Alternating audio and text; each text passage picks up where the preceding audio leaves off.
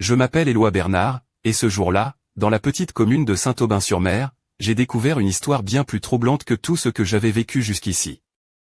J'avais 45 ans, une vie passée à arpenter les champs de bataille de la guerre de 1870 et à gérer mon modeste élevage de vaches dans la campagne normande, mais rien ne m'avait préparé à ce que j'allais voir, là, sous le vieux saule au bord de la rivière Touques. Du sang perlait sur les liens de cuir qui retenaient ses poignets, se mêlant à la terre rougeâtre de Normandie, un mélange étrange et presque sacré. Elle gisait là, une jeune femme aux traits fiers et au teint hâlé, sa chevelure noire comme l'ébène s'étalant sur ses épaules bronzées. Même inconsciente, il y avait en elle quelque chose de sauvage, comme un cheval de Camargue indompté, belle, forte, irréductible. Je savais bien que m'en mêler risquait de me causer des ennuis, surtout dans ce coin où les rivalités entre les familles paysannes pouvaient vite dégénérer, mais, quand j'ai posé mes doigts sur son cou pour vérifier son pouls, j'ai compris que je ne pouvais pas la laisser là.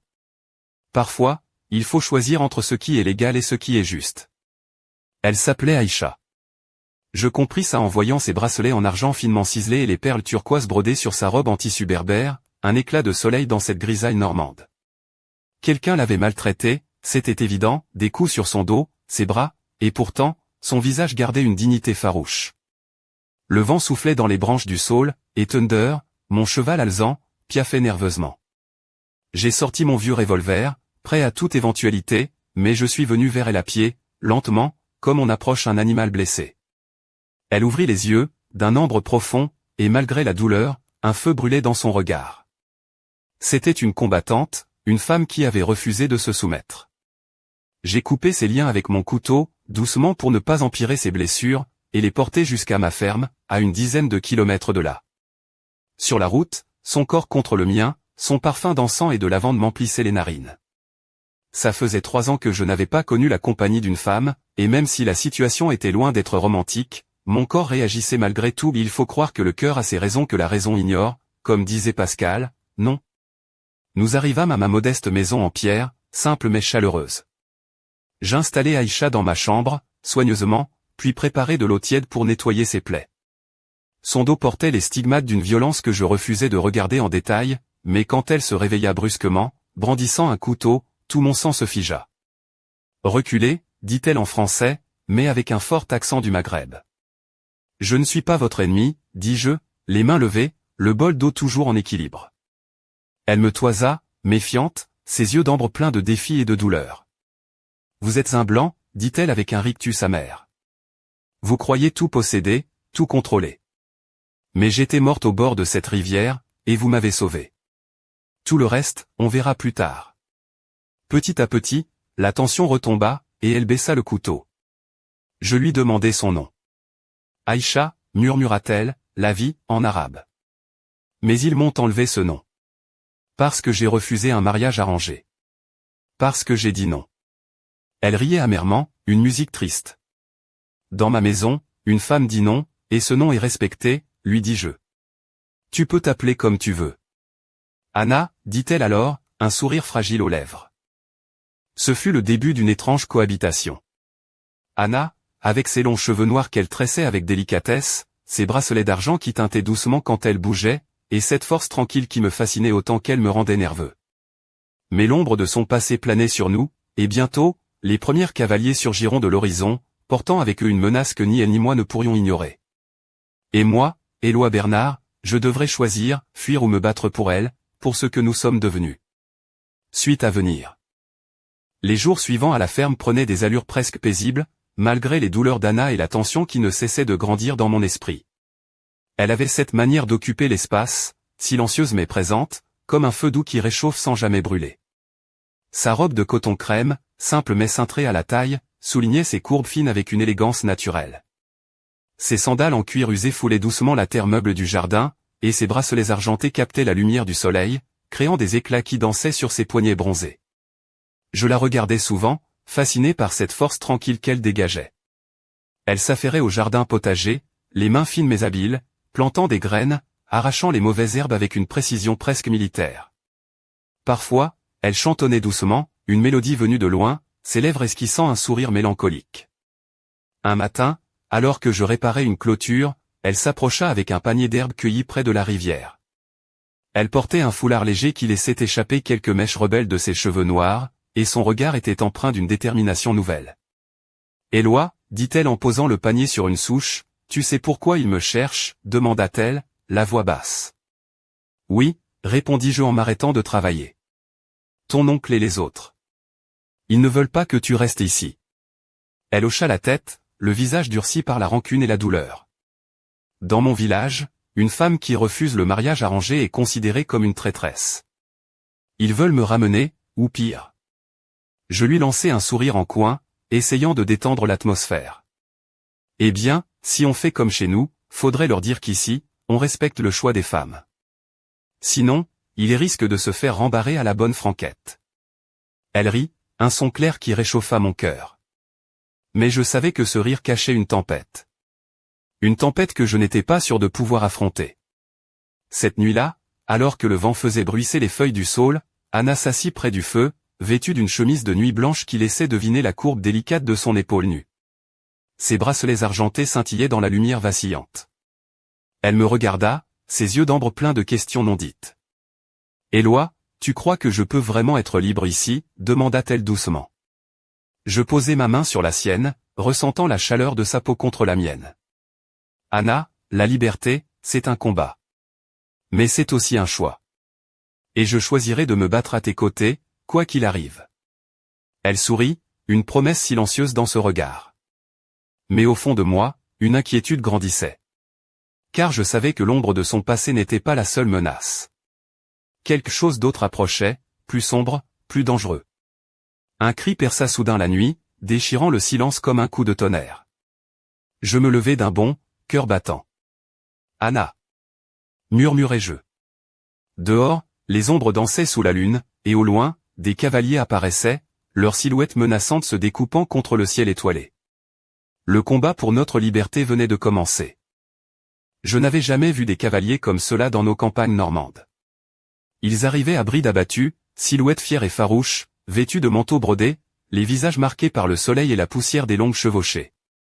À leur tête, un homme au port noble, le regard dur, la barbe poivre et celle soigneusement taillée. Il s'appelait Malik, son nom résonnait comme un écho des montagnes de l'Atlas, et il était le chef de la petite tribu nomade qui réclamait Anna. Anna se redressa, fière malgré la fatigue, sa robe de coton déchirée à l'épaule dévoilant la peau douce et hâlée de son bras. Ses bracelets tintèrent doucement lorsque, d'un geste vif, elle repoussa une mèche de cheveux noirs tombée sur son visage. Ses yeux d'ambre étincelaient, défiant tous ceux qui osaient la menacer. Malik descendit de son cheval avec la grâce d'un félin. Sa cape flottait dans le vent, et ses bottes en cuir usé martelaient le sol avec assurance. Il s'approcha de nous, un sourire froid aux lèvres. « Anna, dit-il d'une voix grave, tu m'appartiens. Le choix n'est pas à toi. » Je serrai les poings, sentant la colère monter comme une vague déchaînée. Malik, ici, c'est chez moi. Et Anna a choisi de rester. Le chef nomade haussa un sourcil, amusé. Tu es un homme courageux, Éloi Bernard. Ou peut-être simplement un homme désespéré. Je ne pus m'empêcher de sourire. Parfois, les deux vont de pair. Anna s'avança, la tête haute, défiant Malik du regard. Je ne suis pas un objet à réclamer. Je suis libre. Libre de choisir ma vie. Un silence pesant tomba sur la clairière. Les chevaux soufflaient dans la nuit, les flammes du feu de camp projetaient des ombres dansantes sur les visages tendus. Puis, comme un coup de tonnerre, Malik lança un défi, un combat, un duel, à main nue, pour décider de l'avenir d'Anna. Une tradition ancienne, brutale, mais respectée. Si tu gagnes, dit-il en fixant Éloi, Anna revient avec nous.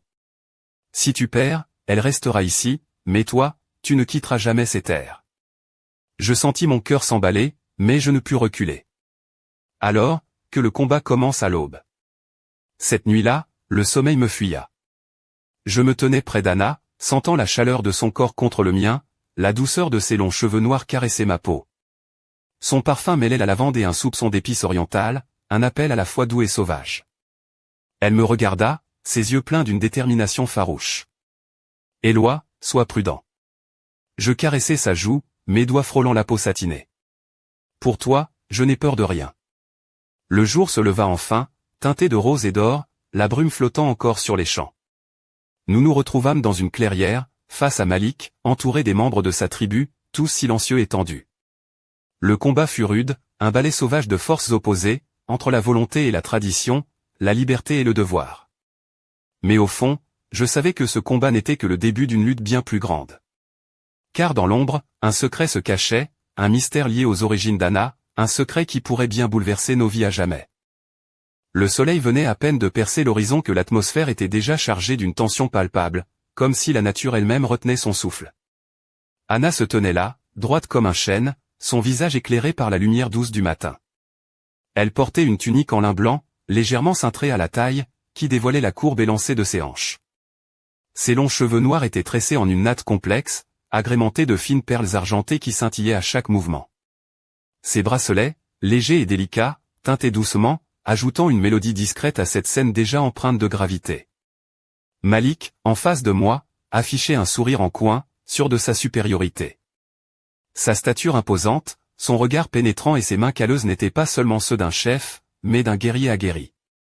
Il portait un pantalon de toile épaisse et une veste ornée de broderies dorées, reflet de son rang. Ses bottes de cuir noir, usées par des années de voyage, martelaient le sol avec une autorité naturelle. Je sentais mon cœur battre à tout rompre. Ce n'était pas seulement un combat pour notre survie, mais une bataille pour l'honneur et la liberté d'Anna. Chaque muscle tendu, chaque souffle contrôlé, tout en moi se préparait à affronter l'inévitable. Le silence s'installa un instant avant que Malik ne fasse le premier pas, ses poings serrés, prêt à frapper. Je répondis par un calme qui masquait à peine mon adrénaline. Nos corps s'élancèrent dans une danse sauvage, mêlant force brute et technique apprises au fil des ans, dans des combats plus sanglants que je n'avais envie de me rappeler. À chaque coup porté, je sentais la détermination d'Anna vibrer en moi, comme une flamme qui refusait de s'éteindre. Elle était là, dans mon esprit, sa silhouette gracile et fière, sa voix douce mais ferme, me rappelant pourquoi je me battais. Au bout d'un moment, Malik tenta une attaque rapide, un coup de poing direct vers ma mâchoire. Je l'esquivai de justesse, ripostant avec un crochet précis qui le fit reculer. Il grogna, surpris par ma résistance, mais loin d'être vaincu. Le combat continua, brutal et intense, nos corps marqués par la sueur et la poussière. Autour de nous, les membres de la tribu observaient, silencieux, les yeux brillants d'une ferveur ancienne. Je savais que ce duel déciderait non seulement de notre sort, mais aussi du futur d'Anna. Soudain, un craquement résonna derrière moi. Je me retournai juste à temps pour voir Anna s'avancer, les yeux étincelants d'une rage contenue. Elle portait une dague, fine et élégante, qu'elle brandit avec assurance. « Arrêtez !» cria-t-elle, sa voix claire portant jusqu'à nos oreilles. « Ce combat ne doit pas décider de ma vie. » Son intervention déstabilisa Malik, qui hésita un instant, surpris par cette audace. « Elle a raison, » murmurai-je en essuyant la sueur de mon front. « Ce n'est pas à nous de décider pour elle. » Un murmure parcourut l'assemblée, un mélange d'admiration et de respect. Malik, après un long regard, abaissa ses poings. Sa voix, désormais plus douce, brisa le silence. Très bien. Que ce soit elle qui choisisse son destin. Anna baissa sa dague, un léger sourire traversant son visage fatigué. Alors, je choisis la liberté. Ma liberté.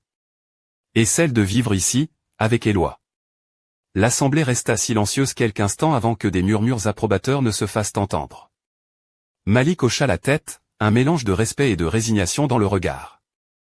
Mais alors que la tension semblait retomber, un messager arriva en courant, la mine affolée. « Malik !» cria-t-il. « Un groupe armé approche des bois, ils ne sont pas des nôtres. » Un frisson parcourut l'assemblée. L'ombre d'une menace plus grande planait désormais sur notre fragile paix. Je regardai Anna, nos regards se croisèrent, lourds de promesses et d'inquiétude. Le combat pour notre liberté n'était que le commencement. La nouvelle du groupe armé qui s'approchait fit l'effet d'un coup de tonnerre sur la clairière. Les visages se fermèrent, les murmures cessèrent instantanément, remplacés par un silence lourd, presque palpable. Anna se redressa, sa silhouette élancée se découpant nettement contre le ciel pâle du matin. Sa robe légère, légèrement froissée par la nuit agitée, épousait ses formes avec une élégance naturelle, tandis que ses bracelets d'argent tintaient doucement à chaque mouvement, comme un avertissement discret. Malik rassembla ses hommes d'un geste large, ses yeux sombres scrutant l'horizon où le feuillage des arbres frémissait sous l'approche imminente. Son manteau de voyage, brodé de motifs berbères, flottait dans la brise naissante, donnant à sa stature une aura presque mythique. Il se tourna vers moi, le regard grave. Éloi, si ces hommes sont hostiles, nous devrons nous battre ensemble, dit-il avec une fermeté teintée d'une pointe d'admiration. Je hochai la tête, sentant l'adrénaline monter en moi. Malgré la fatigue du duel, mon corps était prêt à faire face à cette nouvelle menace. Anna s'approcha, posant une main légère mais ferme sur mon bras. Nous avons survécu aux pires tempêtes, murmura-t-elle. Ensemble, nous sommes plus forts. Le vent se leva, emportant avec lui les dernières feuilles mortes, et bientôt, des silhouettes apparurent entre les arbres. Une dizaine d'hommes armés, habillés comme des mercenaires, leurs uniformes sombres contrastant avec la lumière douce de l'aube. Le chef de ce groupe, un homme au visage marqué par des cicatrices et un sourire cruel, s'avança, brandissant un revolver. « Malik, dit-il d'une voix rauque, tu sais que cette terre nous appartient. Rends-nous la femme, et peut-être nous épargnerons-nous. » Anna croisa les bras, défiant l'homme du regard.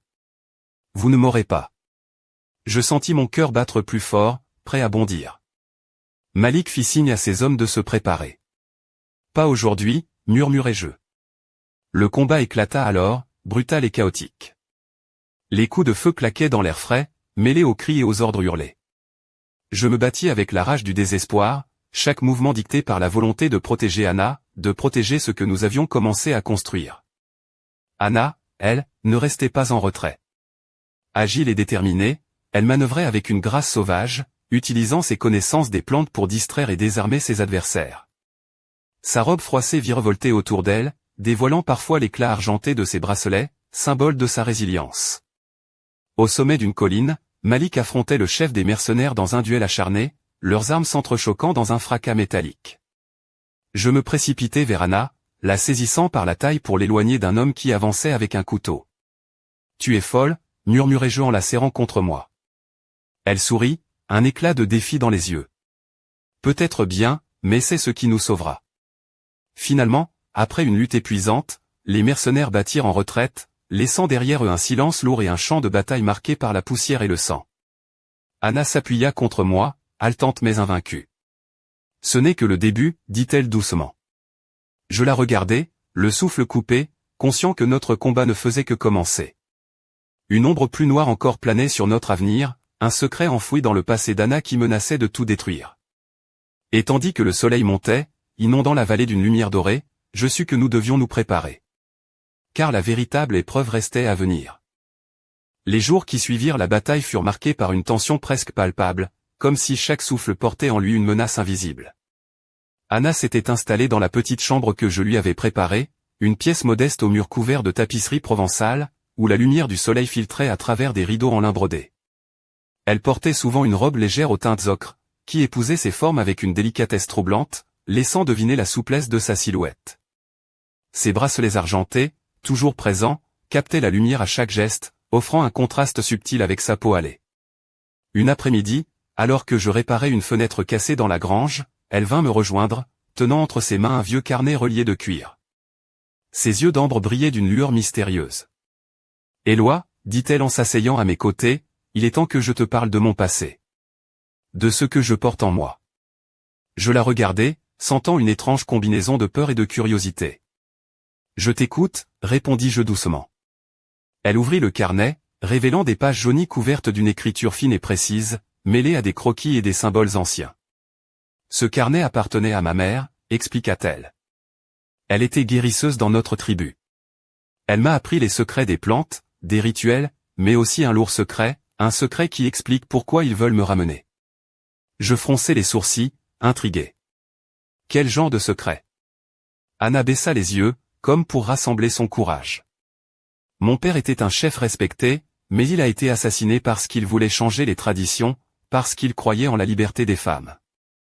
Depuis, ma famille est divisée, et certains veulent m'éliminer pour éviter que je ne suive ses pas. » Je posai une main sur la sienne, sentant la chaleur de sa peau contre la mienne. « Nous devons protéger ce carnet. C'est la clé de tout. » Elle hocha la tête, un sourire triste aux lèvres. « C'est aussi la raison pour laquelle ils ne reculeront devant rien. » Ce soir-là, alors que le vent soufflait doucement à travers les volets, nous étudiâmes ensemble les pages du carnet. Les symboles semblaient dessiner une carte, une énigme à résoudre pour découvrir un lieu secret, un refuge peut-être. Mais au-delà des mots, c'était la proximité avec Anna qui me bouleversait. Sa peau douce effleurée par la lumière vacillante des bougies, ses lèvres entr'ouvertes alors qu'elle murmurait des mots en arabe ancien, sa respiration qui s'accordait à la mienne. À cet instant, entre mystère et tendresse, je compris que notre lien était bien plus fort que la peur ou la douleur. Mais la nuit n'était pas sans danger. Un craquement sourd résonna soudain dans la maison. Nous nous levâmes d'un bond, prêts à affronter ce qui venait rôder dans l'ombre. Et là, sur le seuil, une silhouette encapuchonnée se tenait immobile, un message glissé à ses pieds, un avertissement écrit en lettres rouges sur un vieux parchemin. « Tu ne peux échapper à ton destin, Anna. » Le frisson qui me parcourut en lisant ces mots était plus froid que la nuit normande. Notre combat pour la liberté venait de prendre une tournure plus sombre. Le parchemin tremblait entre mes doigts, ses lettres rouges comme du sang frais sur ce vieux papier jauni. Anna se tenait près de moi, son visage à la fois pâle et déterminé, ses yeux d'ambre brillant dans la pénombre de la pièce. Elle portait une robe de lin bleu profond qui contrastait magnifiquement avec la douceur de sa peau hâlée, et ses bracelets d'argent étincelaient comme des étoiles silencieuses. Son souffle était court, mais sa volonté restait inébranlable. « Ils ne lâcheront rien », murmura-t-elle, la voix chargée d'une force contenue. Ce message, c'est un défi. Un avertissement. Mais je ne retournerai pas en arrière. Je sentis une colère sourde monter en moi.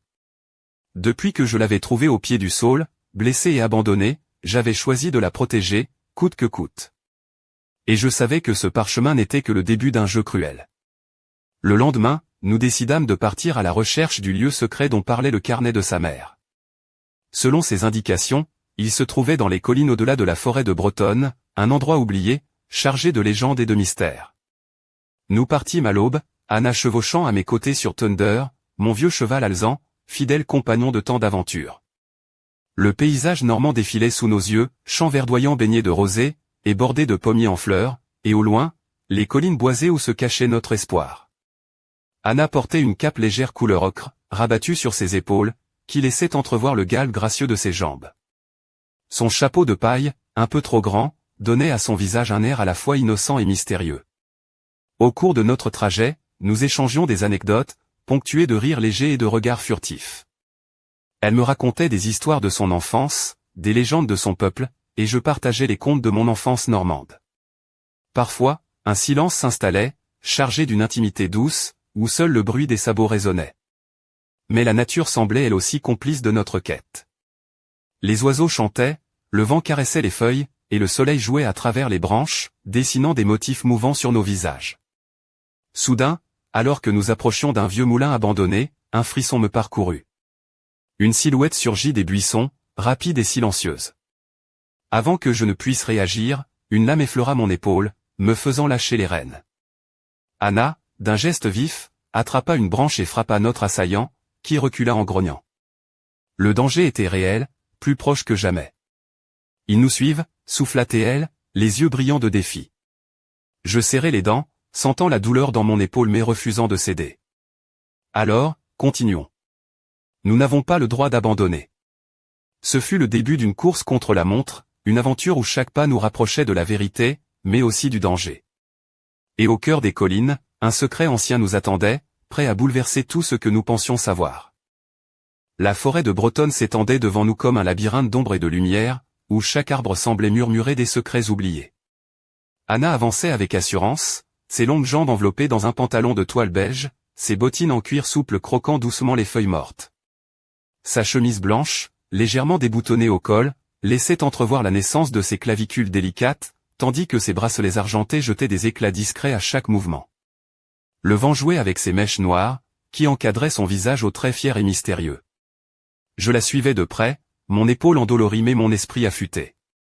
Thunder, fidèle destrier, avançait d'un pas sûr, ses naseaux frémissant sous l'odeur humide du sous-bois.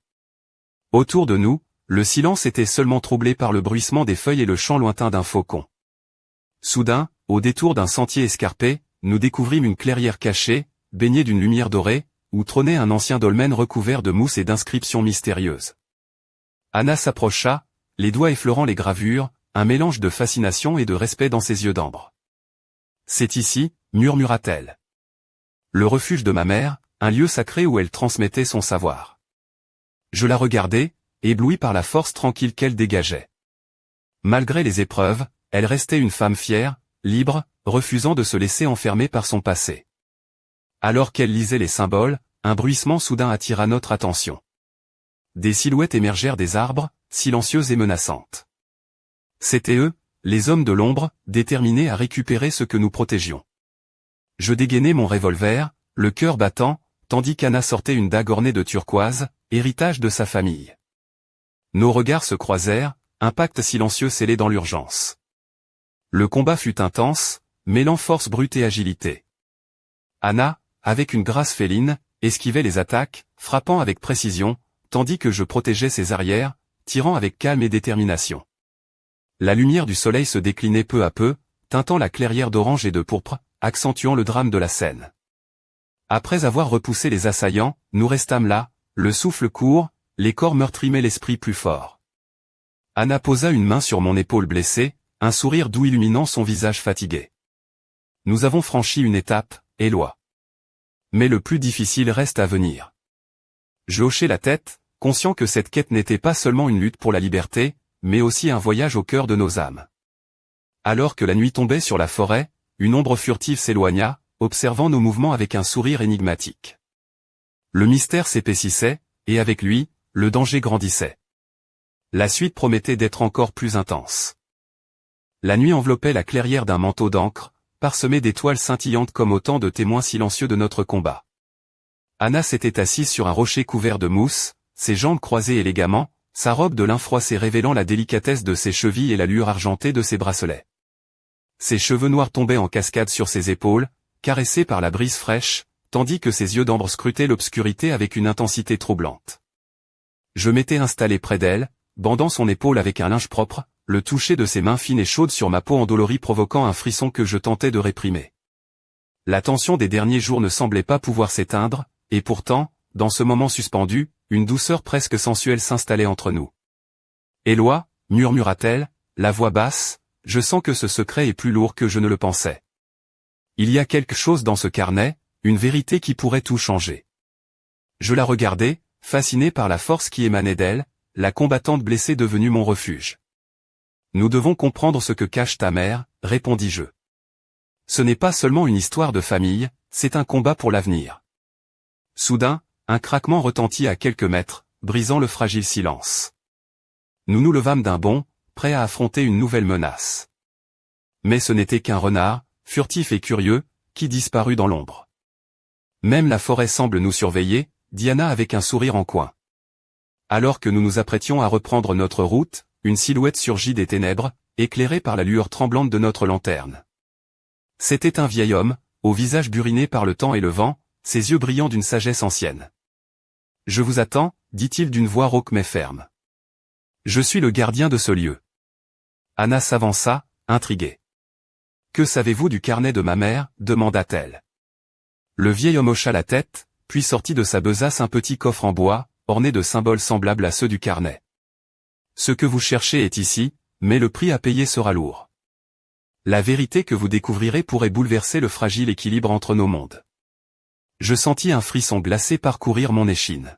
« Nous sommes prêts » répondit Anna, la détermination gravée sur son visage. Le gardien ouvrit lentement le coffre, dévoilant un ancien manuscrit, couvert de parchemins et d'objets rituels. Un silence solennel s'abattit sur la clairière, comme si le temps lui-même retenait son souffle. Mais alors que la nuit semblait atteindre son apogée, un cri perça soudain l'obscurité, suivi du bruit sourd d'un coup porté. Le vieil homme s'effondra, un poignard planté dans le dos. Je me précipitai, attrapant le couteau, tandis qu'Anna, les yeux écarquillés, retenait un sanglot. « Ce n'est pas fini » murmura-t-elle. « Le combat ne fait que commencer. » Et dans l'ombre, une silhouette s'évanouit, emportant avec elle une part de notre espoir. Le mystère s'épaississait, et avec lui, le danger se rapprochait inexorablement. Le corps du vieil homme gisait lourdement sur la mousse humide, le sang s'étalant comme une tache sombre sous la pâle lumière de la lune. Anna se pencha sur lui, ses doigts tremblants effleurant la plaie profonde, ses bracelets argentés vibrant faiblement dans le silence oppressant. Sa robe couleur de cendre, légèrement déchirée à l'ourlet, flottait doucement au gré du vent nocturne, révélant l'élégance brute de ses jambes nues. Je restai figé, le revolver toujours en main, le cœur battant à tout rompre. Autour de nous, la forêt semblait retenir son souffle, les ombres s'allongeant comme des spectres menaçants. Ce meurtre brutal venait de faire basculer notre quête dans un abîme plus profond, où chaque pas serait désormais pavé de dangers et de trahison. Anna releva la tête, ses yeux d'ambre brillant d'une détermination nouvelle, mêlée à une douleur sourde. « Ils ne veulent pas seulement le carnet, » murmura-t-elle. « Ils veulent tout effacer. Mon passé, ma famille, notre avenir. » Je posai une main ferme sur son épaule, sentant la force qu'elle puisait malgré la peur. « Nous devons continuer. Pour lui, pour toi, pour ce que nous sommes. » Elle hocha la tête, un souffle rauque échappant de ses lèvres tandis que ses doigts serraient un médaillon en argent, dernier cadeau de sa mère. Le mystère entourant ses origines, la vérité cachée dans ses pages anciennes, tout cela semblait maintenant lié à cette lutte implacable.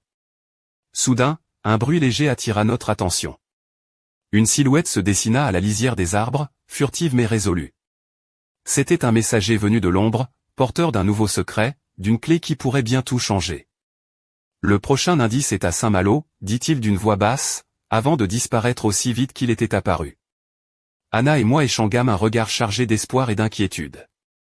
Le chemin à venir serait long, semé d'embûches, mais aussi d'une promesse, celle de découvrir enfin la vérité, et peut-être, de goûter à la liberté véritable.